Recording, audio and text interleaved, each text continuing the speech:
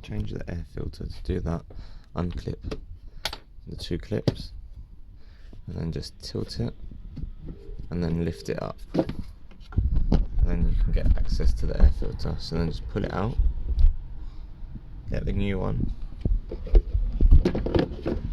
slide it in, then line up these two tabs at the bottom with the tabs at the bottom of the housing, put those in, and then just clip them back in.